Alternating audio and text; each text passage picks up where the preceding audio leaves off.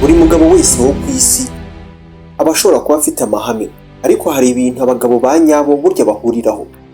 Hari ibintu baba bagomba kuba bazi. Urugero, buri muntu wese wo ku isi afite ijwi rituma avuga nk'iri jwi ndi gukoresha, gusa amafaranga akaba volume y'iryo jwi. Amafaranga iyo uyafite uravuga rikumvikana n'ijwi. Ubwo rero kora cyane, shakisha imitungo yandikwe mu mazina yawe nk'umugabo, yigubukire muri make bityo utazaseba. Turi mu kiganiro gatabo, nuko nguko twinjiye. Murakaza neza. Ubuzima tubamo buragoye, kandi uko bugenda bucya burushaho gukomera no kuba amayobera akaze. Iyo ucunze nabi ntumenye watakariye. Umva amasomo rero y'ingenzi twungukira mu kiganiro gatabo, amasomo yagufasha mu buzima. Uyu munsi reka tuvuge kuri amwe mu magambo umugabo wese aba agomba kumenya, cyangwa se akeneye kumenya igihe cyose agendana ubugabo bwe kuri iyi si y'abantu. Umugabo aba agomba gukora cyane, akarundanya imitungo itanga inyungu. Umugabo mbese akubaka ubukire. Ibi ni ibintu wumva neza iyo winjiye mu myaka 25 kuzamura. Inshuti zawe zizatangira kujya zivuga ku buryo zabona amafaranga. Abasore benshi mu myaka 25 kuzamura burya nuko baba bameze. Kuri iyo myaka benshi usanga bavuga ku ishoramari, batinya ubukene, uko bagira ubuzima bwiza ndetse nuko babugeraho, gutera imbere no kubaho ubuzima bwiza n'ibindi byasa n'ibyo, kuko ubuzima buba bugeze ahantu nibura buba busa no guteye ubwoba. Nibyo ntabwo wabarenganya. Ubuzima burya nta mpuhwe. Niyo mpamvu uko uzabira ibyuya cyangwa se icyuya kare, niko uzatakaza imbaraga nkeya nugera mu gihe cya nyacyo cyo gukora. Buri gihe gutangira kare bizaba igitekerezo cyiza. Niwitoza kare uzava amaraso make mu rugamba. Ubuzima rwose nta mpuhwe. Uburibwe burasharira, buranduye, kandi bazakubwira ko ari buto. Ndashaka mbaburira uyu munsi n'inama z'ubuntu. Hano tuvuga ku masomo y'ubuzima, kandi tukava ku bitangaza ndetse no kuri byinshi bibera mu isi abantu benshi batazi. Nibazo bayo utarakora subscribe. Nimukore subscribe ni munsi y'iyi video, ni buto riri ahagana hasi. Reka dukomeze.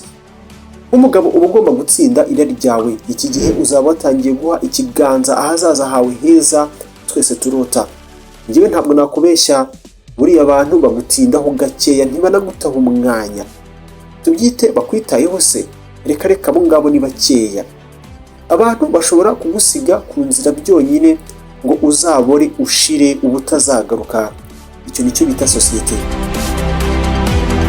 Mwene muntu yagutererana kikakurenga rwose. Bisa naho inshuti zawe hafi ya zose zizagukwepa igihe cyose ibyawe byaguhindukanye bikaba ibyago. Iteka nugerwaho n'ikintu batari biteze bazagusiga begere hirya. Uko byagenda kose, ibihe bigoye biraza bigahita. Buri gihe rwose bizagusaba ko uca mu gicuku mbere yuko bucya ngo bube mu gitondo. Niyo mpamvu nk'umuntu uba ugomba gutuza, nutakaza umurava, nta kuva ku bintu. Niryo tegeko. Ubuzima ni urugendo, kandi ntawe usiganwa nawe, cyangwa se wowe nawe ntawe usiganwa nawe. Ninde wakubwiye ko kugerayo vuba ari ngombwa, cyangwa se ko bigomba kugenda? Aya ni amagambo umugabo wese yakabaye kubazi niba uri umugabo. Niba uri umugabo rero ugomba kwiga kwihangana, kuko burya kwihangana ntabwo ari ubushobozi bwo gutegereza, ahubwo ukora iki igihe utegereje. Uba ugomba guhozaho mu buzima, ntuve ku bintu. Burya ngo amajoro yose waraye abazaguhemba, abazaguha inyungu mu gihe kizaza. Nuko utava ku bintu nicyo usabwa. Ijambo ridusubiza imbaraga ryiza cyane.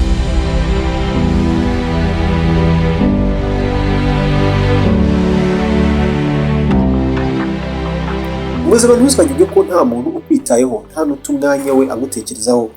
Nta muntu ukwitayeho, nta n'umuntu burya ukuri imideni. Buri gihe uzatungurwa n'ukuntu abenshi bazakugirira ishyari nugera ku bihambaye, ariko nanone uzatungurwa n'ukuntu hari na bamwe bazagukwena bakaguseka cyane, bakitandukanya nawe igihe bizaba byakurangiriyeho watakaje buri kimwe. Niwijandika mu guhuza ibitsina ubusambanyi, ukararikira ubutihagararaho ibiryo ndetse n'imyidagaduro, uzarinda upfa neza uhagaze. Uzaba ikintu kidasobanutse ndetse uzumirwa. Ngo burya hari ikintu benshi batamenya: ibyishimo no kwishimisha. Ibyo nibikwiriye, ni ibyagenewe abagore. Ntabwo ushobora kubisanga mu nkoranyamagambo y'abagabo. Abagabo ntibasesagura, abagabo bahiga intego zabo zibifatika. Uve kuri ibyo by'ibyishimo no kwinezeza. Nuhura n'umugabo uri kwivugisha mu nzira, anakora ibimenyetso ngo ushobora kuzatekereza ko yasaze, ariko nibiba byiza ntuzamurogoye, ntuzivange inturye. Azaba ari guhuza intego ze n'icyo amaze ku isi, icyo ashaka gukora. Kenshi azaba ahuza ubwenge bwe n'intego ze kugira ngo yubake ubwami bwe. Atyaza ubwenge ngo arebe ko yazamura ubumenyi, ubugingo bwe bwose akabuhuza neza bujyanirana neza n'intego ze. Nyamara urusimbi, imikino y'amahirwe, ibyo byose birabata, bigira abantu imbata. Birangiriza ntuzemere ko bikugira umucakara wabyo, kuko ibihe bigoye birema abagabo ari nabo bahindukira bakarema ibihe byiza byoroheje ku bandi. Ihangane uko byaba bikomeye kose rero. Nuramuka uteye inda umugore, umukobwa, umugabo rero ugomba kuzafata inshingano. Simpamya ko utari uzi neza ko hari ingaruka z'imibonano ihuza ibitsina idakingiye. Imyaka yose uzaba ufite uzafata inshingano, naho bitari ibyo bivemo. Niba utiteguye wikijandika muri ibyo rwose. Buri gihe isi izakubaza iti mbese urinde, uriyizi bundi urinde? N'ubu utiyizi ngo isi yo ubwayo, n'ubu utazi ngo urashaka iki muri yo, urinde. Muri make isi ubwayo izabikwereka kandi ntabwo uzabikunda. Nuramuka ugeze iyo ujya uzareba inyuma ufasha abandi. Twese turwana urugamba ngo dutsinde, kandi buri umwe urugamba rwamubana rubi kandi rugakomera. Bera abandi rero urumuri aho kuba igisitaza kuri bo. Nta muntu witaye ku bikubangamiye, twese tutabona cyangwa se tutagaragarira amaso. Urugendo rw'ubuzima ni urwawe kandi ni rurerure kandi rwuzuye umuyaga n'ibisitaza. Niyo mpamvu ntawe ukwitayeho.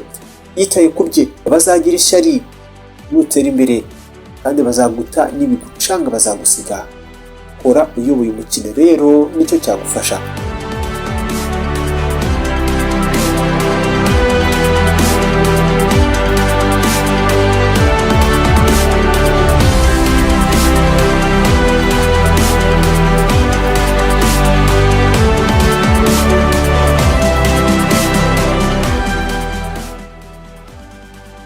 Ukuntu ibintu bimeze nuko abandi rwose bazagutenguha. Niyo mpamvu ukwiye kwiga kujya wakira ibintu nk'ibyo rero, ubwonko bwawe bugahinduka intwaro nziza idakangwa n'ibibonetse byose. Ugomba kwiga kwirinda. Nta muntu n'umwe uzabigukorera ibyo ngibyo, ni wowe biriho wenyine. Nta muntu rwose wenda kuza kugukiza kukurokora, reka. Niyo mpamvu bavuga ko igihe burya cyatakaye kitagaruka. Jya ugikoresha bijyanye n'intego zawe kandi n'ubwenge. Gira intego, icyitegererezo, icisha inzara. Biriya byose byicisha inzara, bikurangaza, ubundi ugaburire intumbero yawe. Focus.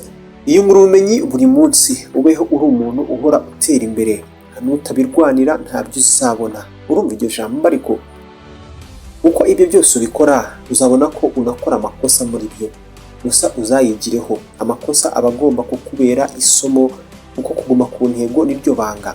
Uzarundanye ubumenyi cyane kuri bya bindi bigushishikaza uti ibindi byose. Ntugatinye ibyo abandi bagutekerezaho. Kubitaho umwanya rwose no kuwuta nyine nk'uko ubyumva.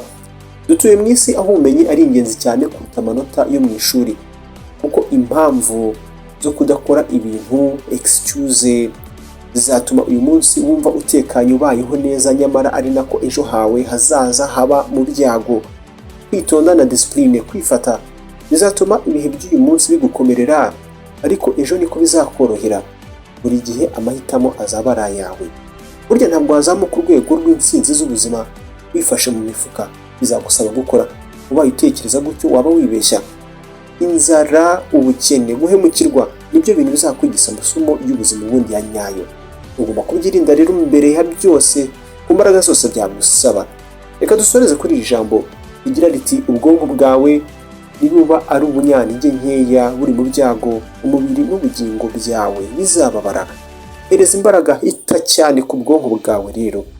Sinzi ngo unkurikiye uherereye hehe, gusa iyi nkuru, iki kiganiro kigukoze ku mutima, hereza ikiganiro like, ugisharinga abandi, ugisangiza abagenzi bawe mu magroupe ubamo. Ujye munsi y'iyi video wandike ijambo ngo duhereze ibindi, iryo jambo gusa. Nanjye ndashyiramo agatege, ubundi turusheho kubona amasomo y'ubuzima. Mugisha Samuel ni njyewe mwari kumwe kuri mikrofone. Dusubire ubutaha, mwa nshuti zanjye mwe, ndabakunda.